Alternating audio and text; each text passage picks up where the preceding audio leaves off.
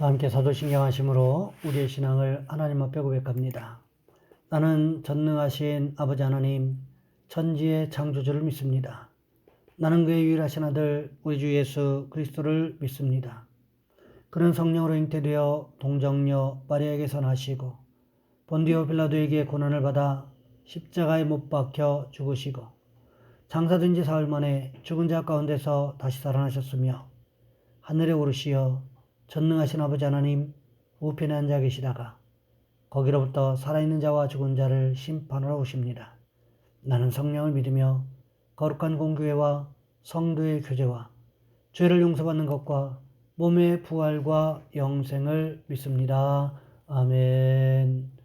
찬송가 397장입니다. 찬송가 397장입니다.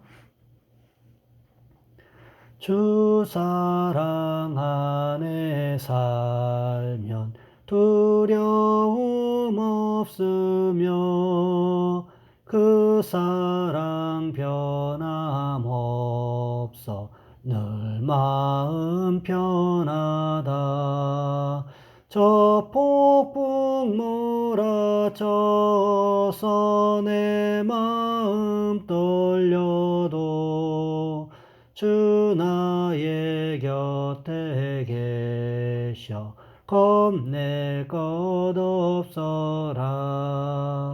주 나의 목자시니 부족함 없으며 주 인도하는 대로 늘 따라가리라.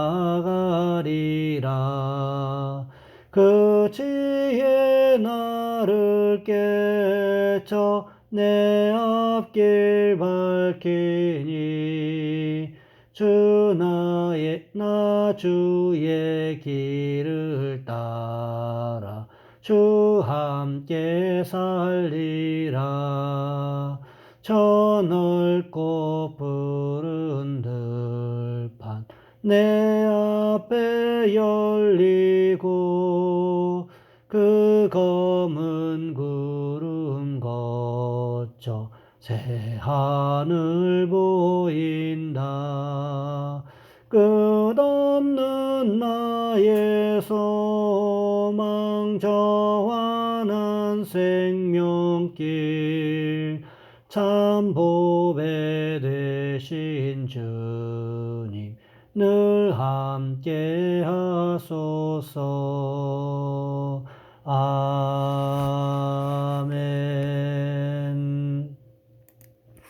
오늘 말씀 요한복음 21장에서 보겠습니다.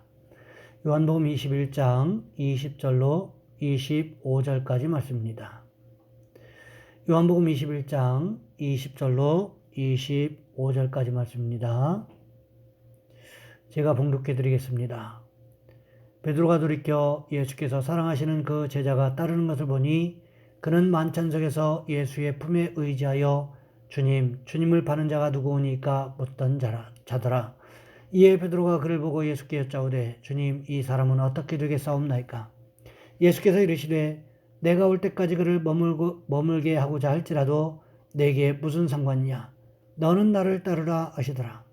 이 말씀이 형제들에게 나와서 그 제자는 죽지 아니하겠다 했으나 예수의 말씀은 그가 죽지 않겠다 하신 것이 아니라 내가 올 때까지 그를 머물게 하고자 할지라도 내게 무슨 상관이냐 하신 것이로라. 이 일들을 증언하고 이 일들을 기록한 제자가 이 사람이라. 우리는 그의 증언이 참된 줄 아노라. 예수께서 행하신 일이 이 외에도 많으니 만일 낱낱이 기록된다면 이 세상이라도 이 기록된 책을 두기에 부족할 줄 아노라. 아멘. 오늘 본문의 말씀을 가지고 예수님의 관심이라는 제목으로 함께 말씀을 살펴보겠습니다. 미국의 어느 대형교회 목사가 노숙인이 된 이야기가 페이스북을 비롯 인터넷을 심하게 강타한 적이 있었습니다.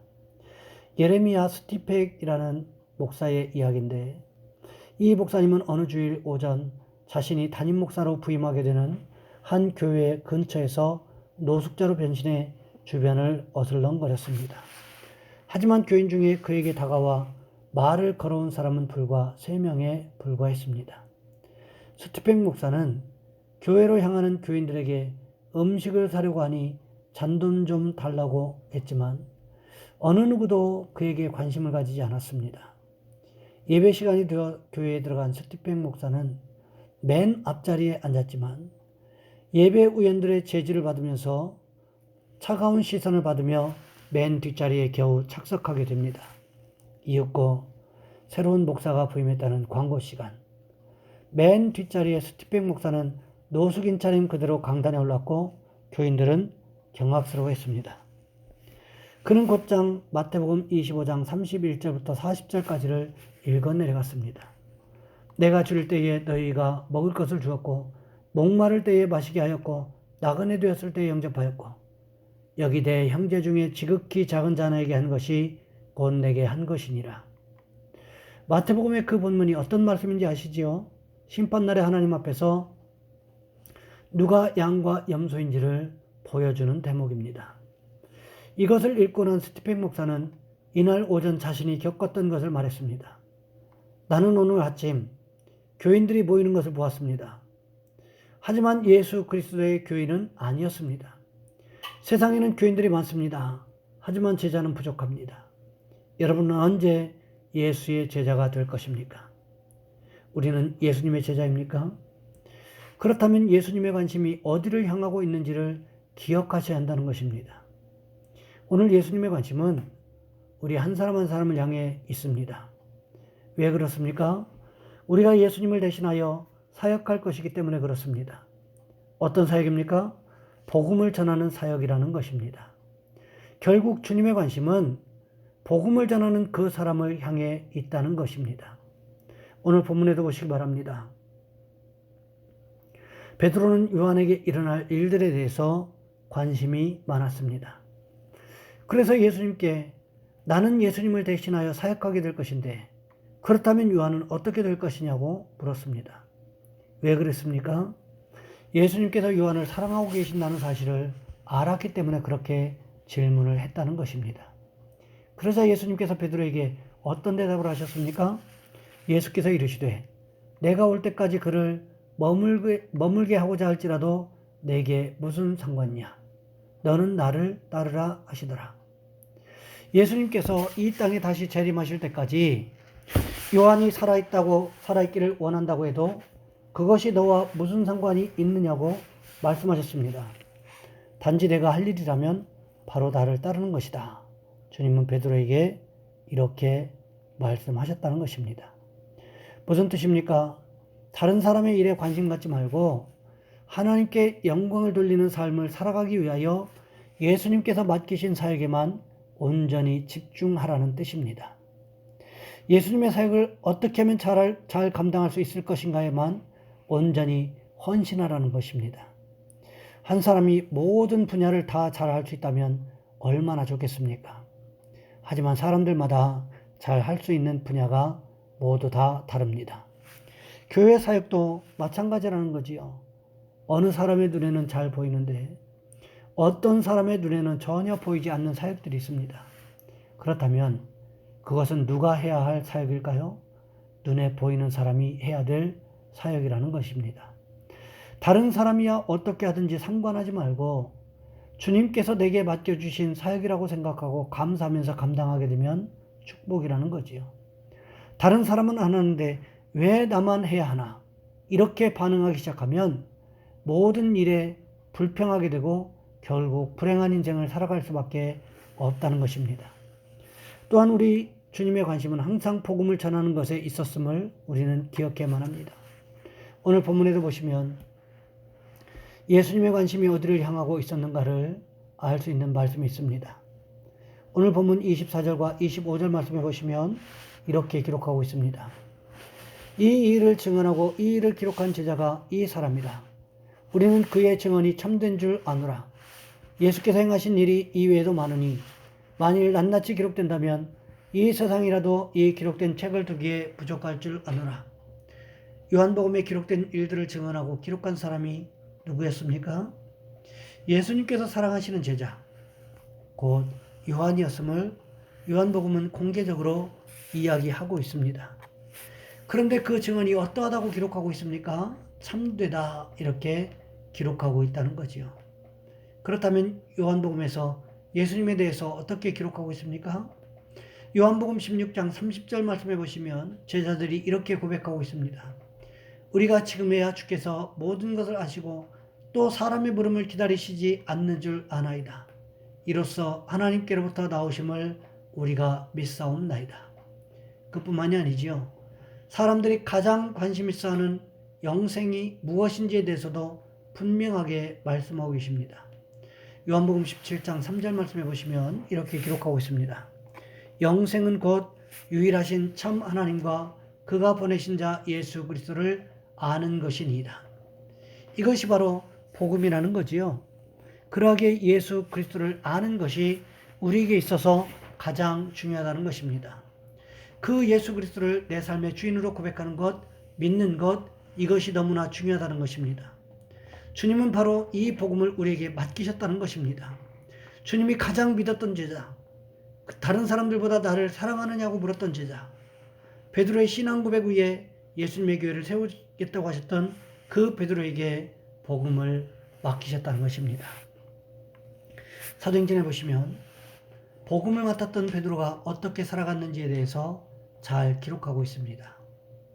사도행전 3장에 보시면 제9시 기도 시간에 성전에 들어가다가 성전 미문에 앉아있는 안진뱅이를 고치게 되지요. 사람들이 누구를 주목했을까요? 자연스럽게 베드로를 주목했다는 것입니다. 복음을 맡기 전에 베드로였다면 우쭐댈 수도 있는 상황이었겠지만 복음을 맡은 베드로는 사람들에게 내가 한 것이 아니라 예수 그리스도께서 나를 통하여 일하셨다고 증언하지요. 그 일을 통해서 하루에 3,000명, 5,000명이 회개하고 예수님을 구주로 고백하게 되는 기적과도 같은 일이 벌어지게 됩니다. 그뿐만이 아닙니다. 사도행전 4장에 보시면 베드로는 끔찍한 기억이 있는 공의회에 잡혀갑니다. 그들은 예수의 이름으로 다시는 표적도 행하지 말고 예수의 이름을 이야기하지 말라고 위협합니다. 그때 복음을 맡기 전에 베드로였다면 어떻게 했을까요? 살려만 주신다면 당연히 안 하겠다고 했을 것입니다. 하지만 복음을 맡은 베드로는 완전히 달라졌다는 거예요. 복음을 맡은 베드로는 다른 이로서는 구원을 받을 수 없나니 천하 인간의 구원을 받을 만한 다른 이름을 주신 일이 없다고 오히려 더 강력하게 복음을 전하는 것을 볼 수가 있습니다. 이것이 베드로의 관심사였습니까? 그렇지 않습니다. 베드로를 향한 예수님의 관심사였다는 것입니다. 이 시대를 살아가는 우리에게도 여전히 마찬가지라는 사실을 기억하셔야 합니다. 우리는 내가 복받는 것을 원하지만 내가 복을 받으려면 반드시 해야 되는 일이 있는데 그것이 바로 복음을 전하는 일이라는 거지요. 왜 그렇습니까? 예수님의 관심사는 오로지 복음을 전하는 것에 있기 때문에 그렇습니다. 복음을 전할 때 다른 모든 필요한 것들을 우리 주님께서 채워주시겠다라고 약속하셨기 때문에 그러하다는 것입니다. 그렇기 때문에 우리도 복음을 전하는 일에 생명 살리는 그 일에 최선을 다하는 축복이 있으시기를 주님의 이름으로 부탁을 드립니다. 이 시간 우리 한 목소리 함께 기도하겠습니다.